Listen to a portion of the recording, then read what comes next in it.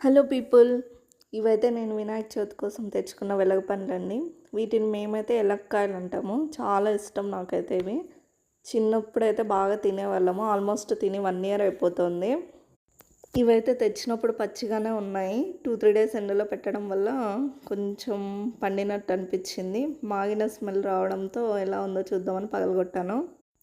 అందులోని గుజ్జు అంతా తీసేసి బౌల్లోకి వేసేసుకున్నాను. 2 వెలగ పండ్లోని గుజ్జు అంతా మనకి ఇంత వచ్చేసింది. నేనైతే దీంతో ఒక స్వీట్ ప్రిపేర్ చేస్తున్నా. స్వీట్ అంటే పెద్ద ప్రాసెస్ ఏం కాదు. ఆ గుజ్జులోకి షుగర్ వేసి బాగా మిక్స్ చేయాలి ఒక 5 మినిట్స్. ఈ గుజ్జుకి షుగర్ మిక్స్ చేసిన తర్వాత చూడండి ఆ టెక్స్చర్ ఎంత బాగా వచ్చిందో. అసలు చూస్తుంటే నోరు ఊరిపోతుంది నాకైతే, ఎప్పుడెప్పుడు తినేద్దామా అని.